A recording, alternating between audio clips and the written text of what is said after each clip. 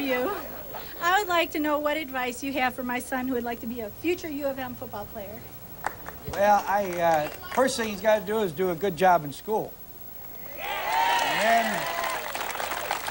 And then play all the sports and have some fun, see how things turn out. Don't start to specialize thinking you're going to be a football player until you go to college. Just okay, gentlemen, here. Have you decided who's going to be your running back now that Jamie Morrison's gone? We got several guys that'll... What did you say? What? I ain't kidding. We've got several guys that can run the football. Not quite as good as Jamie, but we'll have a good tailback. This is to Denny Franklin and Bo. During a timeout, after you've made a mistake, Denny, what do you say to each other? Well, first of all, it got to the point where I wouldn't even want to go back over to the sideline, you know. You see Bo reacting over there, so I really started giving him hand signals and stuff. I just didn't want to go near him, he didn't. Okay, young lady here. What do you think about women playing football?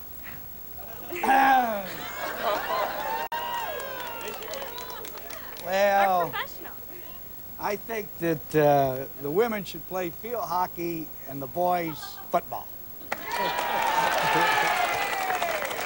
Yeah, this next question is directed to any one of the players. We all know Michigan Stadium is a tough stadium to come into play. What is one of the tougher stadiums for the Michigan team to go into play? Well, they're all tough.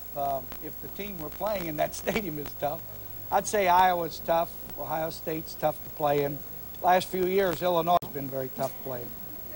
Minnesota's very tough to play into now that they Can't play. hear, yeah. Yeah, in the dome. Yeah. You can't hear. It's unbelievable.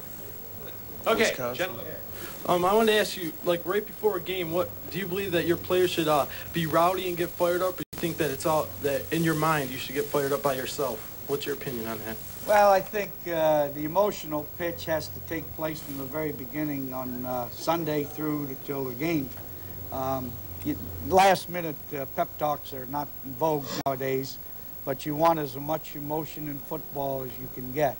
I don't think a team can get too high for a game.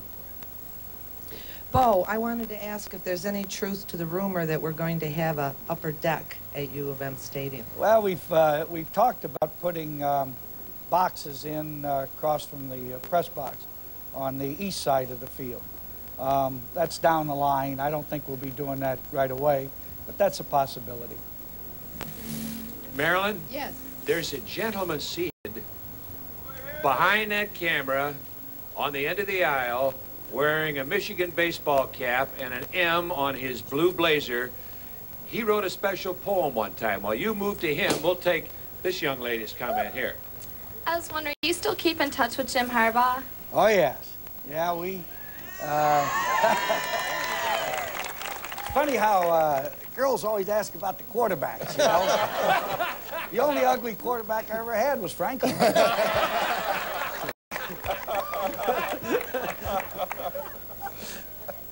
What did you want me to read, this little article? Yes, I want you to read the article. Yes, Bo, I know you from attending your Monday morning quarterback meetings. You never read the papers. You tell us that, right? Right.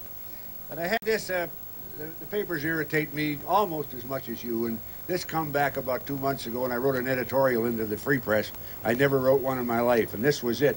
It's your pictures in there, not mine, yours. And it has Bo's best. In regard to your April 22nd editorial on Bo Schembechler, Bo, he may be the best man, but did the boosters take over the selection process? May I comment that your paper, which I have been reading for the past 60 years, is not quite accurate in its comments.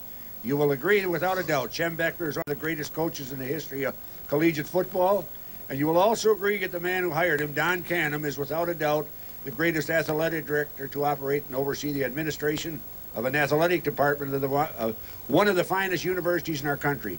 When Canham says Schembechler is an outstanding guy, and there's nobody who would have been any better, I believe it completely describes the way he feels about his successor. Please leave Michigan Athletic Department as is.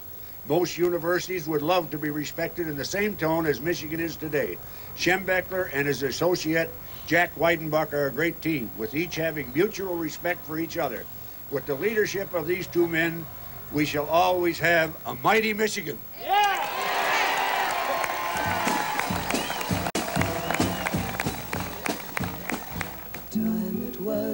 what a time it was, it was.